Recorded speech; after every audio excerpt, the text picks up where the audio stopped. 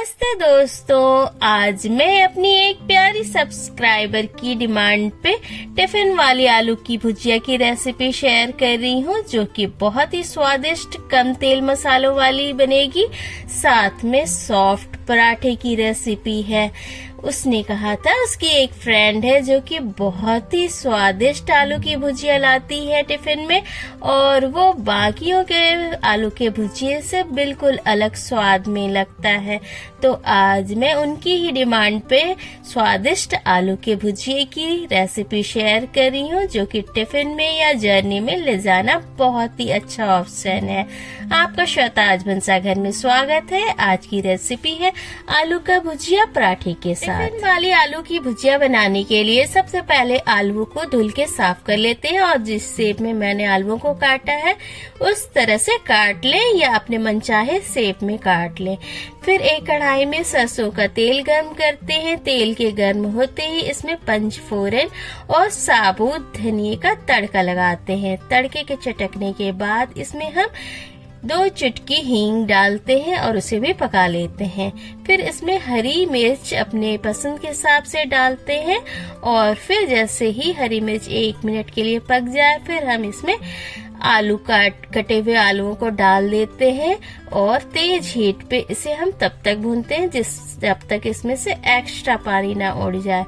अब आलू में हम कुछ मसाले डालते हैं। मसालों में शुरू में हम डालेंगे हल्दी और नमक। अब हम इसे तेज हीट पे अच्छी तरह से कुछ देर तक भुनेंगे, जिससे कि आलू में जितना भी एक्स्ट्रा पानी है वो उड़ जाए, क्योंकि अगर अभी हम इसे ढक के पकाते हैं तो आलू की भुजिया जिस शेप में हमने काटी है उसका डिजाइन टूट सकता है एक्स्ट्रा पानी की वजह से। इसलिए हम शुरू में इसे तेज हीट पे चलाएंगे और अच्छी तरह से भुनेंगे तब तक जब तक इसमें थोड़ा सा अच्छा सुनहरा कलर ना आ जाए।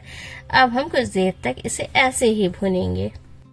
3-4 मिनट तक तेज हीट पे भुनने के बाद हम कुछ देर के लिए हीट मीडियम रखते हैं, लेकिन अभी हम आलू को ऐसे ही चलाते हुए भुनेंगे। अभी हम ढक्कन को नहीं लगाएंगे और कुछ देर तक और भूनते हैं जब तक इसमें से सारा एक्स्ट्रा पानी उड़ ना जाए, क्योंकि सफर में या टिफिन में जब भी हम कोई चीज ले जाते हैं तो उसमें ज्यादा पानी होने की वजह से सब्जी खराब हो जाती है। इसलिए कोई भी एक्स्ट्रा पानी नहीं होना चाहिए, तब हमारी सब्जी थोड़ी लंबे टाइम तक चलती है। जैसे ही आलू का भुजिया कुछ देर तक हम भूनते हैं तो इसका सारा पानी अब उड़ चुका है और इसके पीसेज भी बिल्कुल वैसे ही हैं जैसे हमने काटा था, और कलर भी हल्का सुनहरा आ गया। अब हम इस समय इसमें थोड़ा सा सब्जी मसाला, थोड़ा सा धनिया पाउडर डाल के अब कुछ देर तक इसे भूनते हैं, जिससे कि मसालों की कोटिंग आलू पे अच्छी तरह से आ जाए।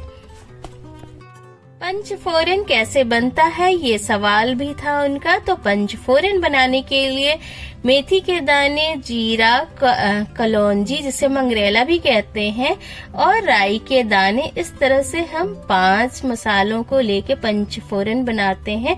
जब हमें सब्जियों में कम मसाले डालने होते हैं या दाल में तड़का लगाना होता है तो हम पंचफोरन का इस्तेमाल करते हैं, जिससे मसालों का ओवरडोज नहीं होता है सब्जी में, लेकिन सारे मसालों का स्वाद आ जाता है।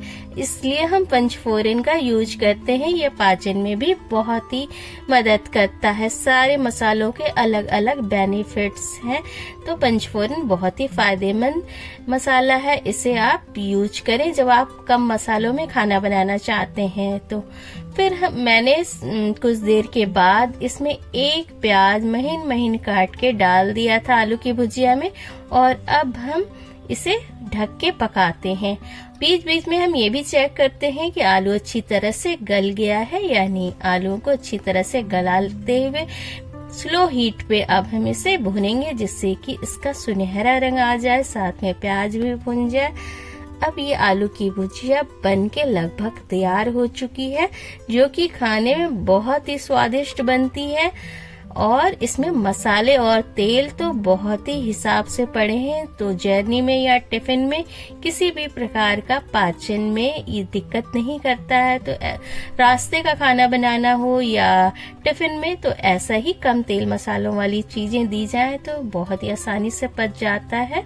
अब ये भुजिया बनके तैयार हो गई है, तो इसे हम किनारे किनारे लगा देते हैं और बीच में स्पेस खाली कर देते हैं, जिससे कि जो भी एक्स्ट्रा तेल होगा वो बीच में आ जाएगा। इससे हम एक्स्ट्रा तेल खाने में नहीं लेंगे। अब हम पराठा बनाना शुरू करते हैं। पराठा बनाने के लिए सबसे पहले हम आटे को दोबारा से गूंथ के सॉफ्ट कर लेते हैं। ये आटा मैंने पहले से गूंथ के तैयार रखा था।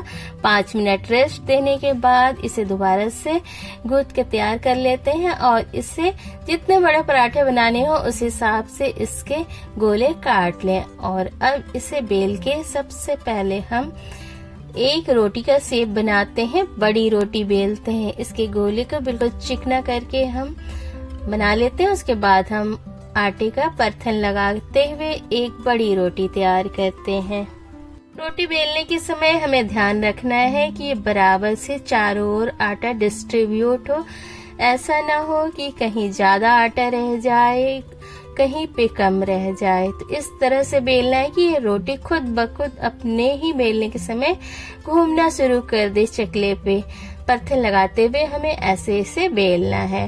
फिर जैसे ही ये एक बड़ी रोटी के शेप में आ जाती है, उसके बाद हम इसके ऊपर देसी घी जो कि मैंने मेल्ट कर लिया था उसे छिड़क देते हैं और अच्छी तरह से चारों ओर फैला लेते हैं। फिर इसे फोल्ड करते हैं और फिर इसे एक बार फिर घी की एक परत इस पे लगाते हैं और दोबारा से इसे फोल्ड करके तिकोना सा पराठा तैयार करते हैं। अब इसे दोबारा से हम बेलते हैं और बेलने के समय ध्यान रखना है कि इसके कॉर्नर्स पे बहुत ज्यादा आटा इकट्ठा ना हो। चारों ओर पराठा सेम टाइप से बेल के तैयार हो, कहीं पे भी आटा ज्यादा ना हो, कहीं पे पतला ना हो।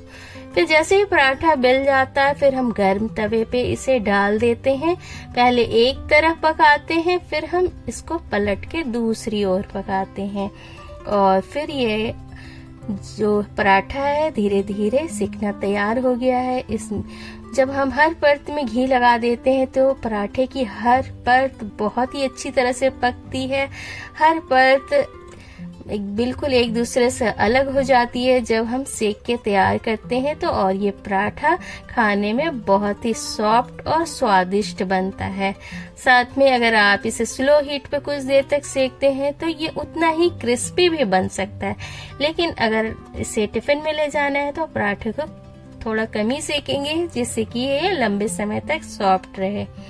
अब पराठा सिक के तैयार है। इस चारों तरफ से घी लगा इसमें डालते हुए इसे सेकते हैं और इसके जो कॉर्नर्स होते हैं पराठे के वे हमेशा कच्चे रह जाते हैं, इसलिए हमें इसके कॉर्नर्स को दबा दबा के पका लेना है, क्योंकि बीच का जो पार्ट है वो जल्दी पक जाता है लेकिन किनारे के जो पार्ट्स हैं वो देर से पकते हैं और कई बार कच्चे भी रह जाते हैं। तो हमें पराठे के तीनों कोनों को बहुत ही अच्छी तरह से दबा दबा के सेक लेना है। सेकने के समय हीट को मीडियम रखना है।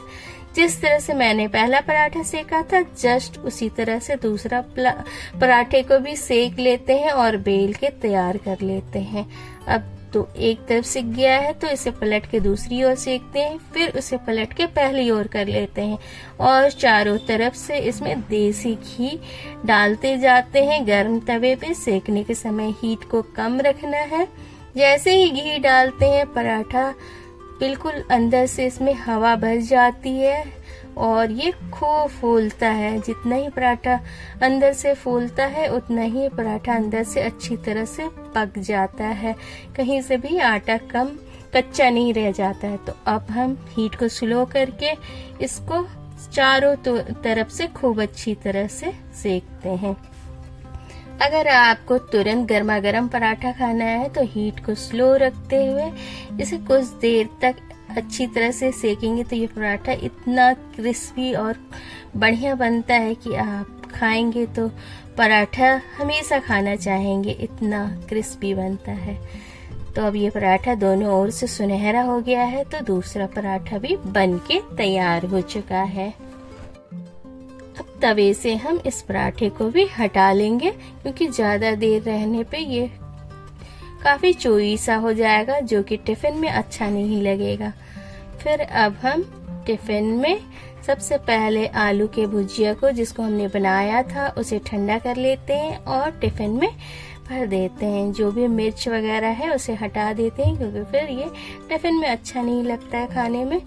और पराठों को हम किसी पेपर रोल में अच्छी तरह से इसे ठंडा करके पैक कर लेते हैं। गर्म हमें पराठा या सब्जी नहीं पैक करना है, क्योंकि फिर काफी मॉइस्चर आ जाता है, जिसकी वजह से ये पराठा मॉइस्चर की वजह से फूल जाएगा और ये बेकार लगेगा खाने में, और सब्जियां जल्दी खराब हो सकती हैं अगर गरम गरम हम पैक कर लेंगे। तो दोनों ही चीजों को अगर हमें रास्ते के लिए ले जाना है या लंच बॉक्स में देना है, तो ठंडा करके हम पहले कर लेते हैं कुछ देर तक, उसके बाद पैक करते हैं। पराठा भी पैक हो गया है, सब्जी भी मैंने टिफिन में डाल दिया है।